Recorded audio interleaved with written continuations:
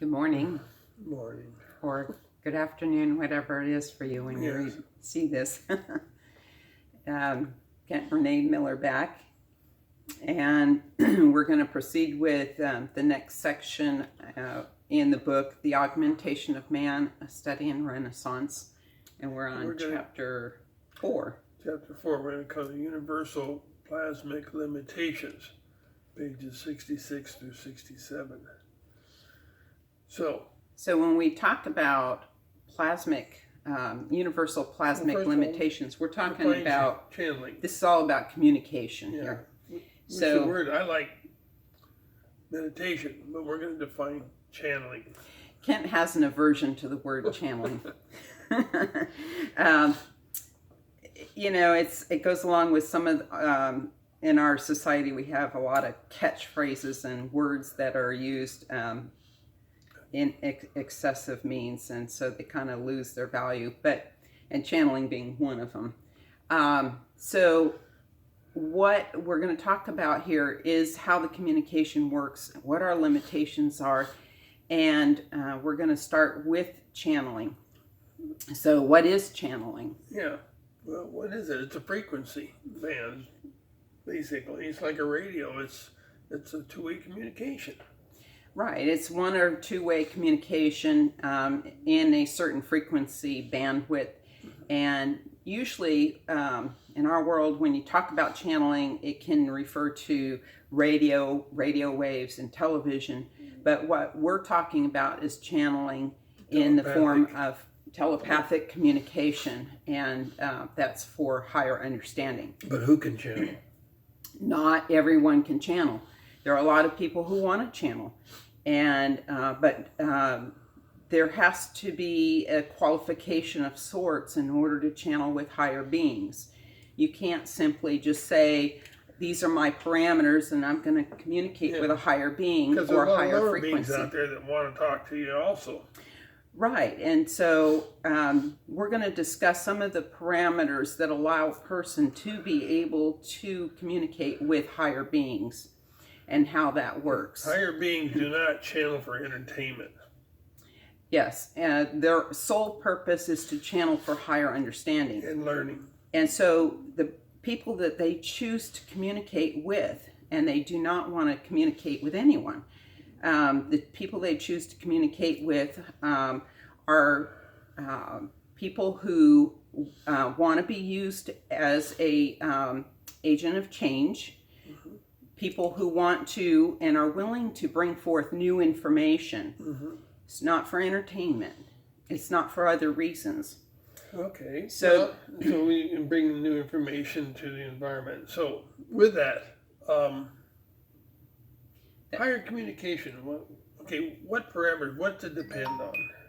So that higher communication depends on a number of things. First of all, we have to have, as the receiver, we have to have basic spiritual understanding of the truths that align to universal understanding. It's not earth understanding. It's not all the catchphrases that we use. It's not necessarily the focus of what people are focused on today. This is a higher level, it's more expansive, and it is aligned to universal truths. Secondly, we have to have a basic understanding of how this communication system works. Yeah.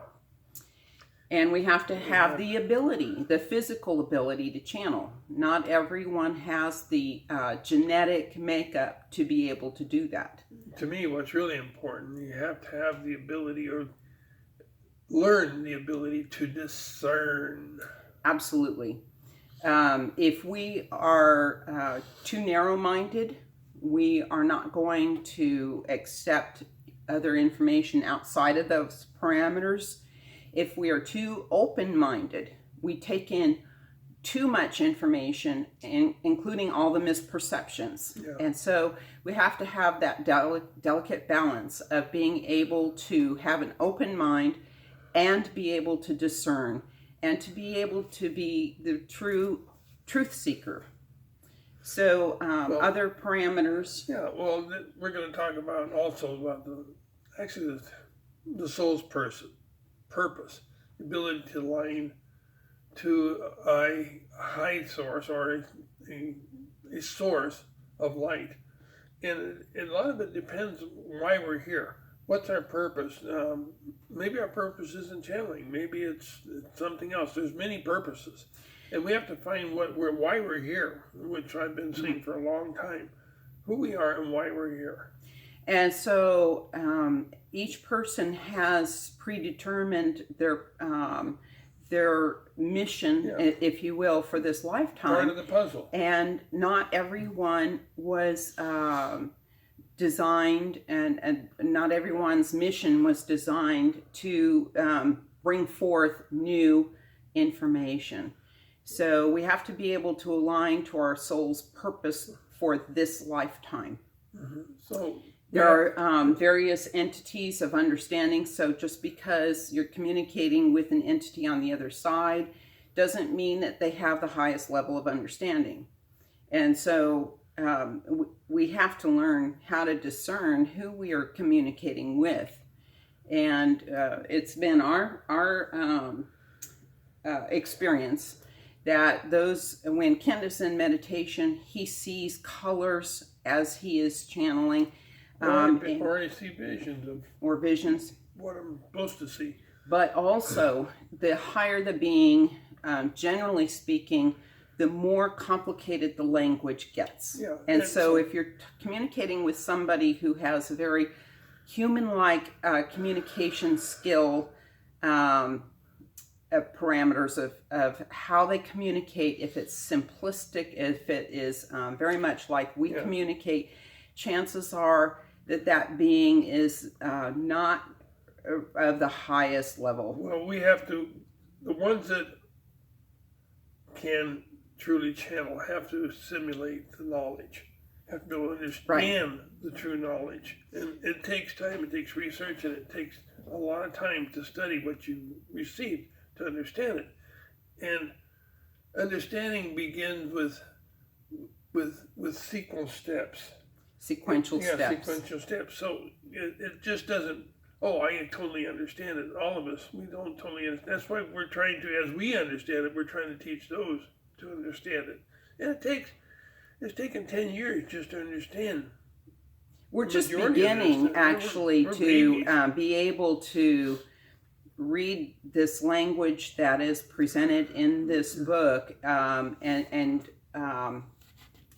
understand it at a basic level. So it does take a lot of time. It takes a lot of effort. It's like being in school, in college, really. Yeah. So we ran across a phrase. We're going through the notes, and Lene said we should read this phrase, which are in the notes. In 2018 we got that? Yeah, this is actually going to go in the second book. But the question was, so one cannot simply wish to communicate with a higher being. They must first qualify their level of understanding. And the answer is correct. Understanding the concepts of a connected species is attainable through progressive process to a consequential being of higher vibrational aptitude, universally accepted as a consequential entity of higher vibration within the sphere of thought pattern. So that being, we're talking about, when we talk about higher vibration, it has to do with their level of aptitude and their thought process. If it is at a higher level of thought process, if they are a higher thinker, more intellectually inclined and accepted universally. Yeah. But that doesn't mean you have a PhD in college. That has nothing to do with the education you receive here on Earth. So anyway, we have to be able to reach up to communicate, and they have to simplify down. So now we're going to go into the whole connective network, communication network, and how that works. Again, we're going to talk about the light. A lot of people say in love and light, and it's again, one of those catchphrases that I think people don't quite understand the whole ramification of what light is.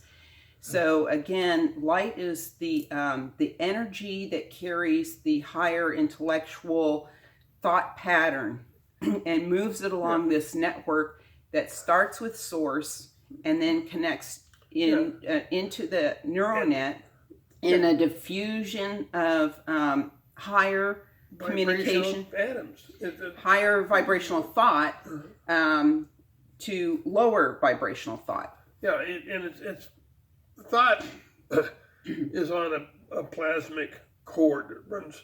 There's not a single cord. There are many cords. It goes in different directions throughout the universe. But thought is charged particles on this cord, and it's like a spool with many strings coming off of it. But they're all atomic. The atomic structure is made up of atoms, and vibration is made up of these charged particles. It's probably smaller than atoms, more like they're quarks or even smaller than that. But the thing is, it's not what people think that light is. Like you said, light is the communication energy. And so you have, when a communication begins, you have a vibration of charged atoms within the atmosphere, and charged atoms are what make up the plasma in the atmosphere. So those start to vibrate and they form strings. Those strings form the network that we're talking about that is used for communication purposes, and the light travels on those plasma strings. So now we established the plasmic cord. What are the limitations? So the plasmic limitations, we have to go back to where the communication is originally released at source. So we have creator will release certain instructions and information to the light beings to be released. And so from the light beings release the light.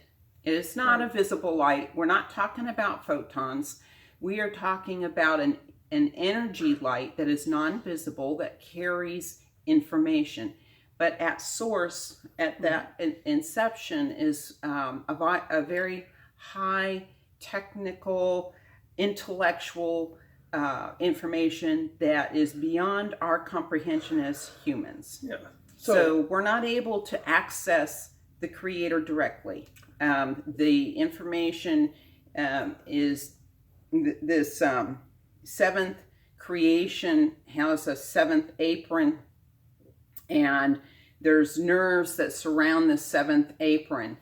So the network is made up basically of nerves. The whole network, the whole communication network is made up of nerves that move that information along the network. But the neural net does not tie into this seventh apron where this highly technical, intellectual information is released. Yeah, it's outside the source. The creation goes to the seventh apron, which brings it down to the source, which the source is like when the electricity is totally generated, like we talked about before. Like a power plant, the energy coming off of a power plant is too immense. Just outside the source, interpret and bring it down. And so what they're doing is the source entities, they access source, this network of highly technical information, intellectual information. They're able to act as like a transformer, and they take it in, they interpret it, and then they simplify it and dumb it down and release it to and push it along the neural net. So we're able to tap into the neural net. It's diffused, it's simplified information and energy. To everything. It eventually gets down to us, which we are the lowest part of this network, the neural net. But it's connected to everything in the universe, all planetary organisms, I guess. Yeah, but there are some beings that they're separatists and they don't choose to be a part of that network. So Not everything connects to it, but they have the ability. If they have the desire and they have the willingness, they can.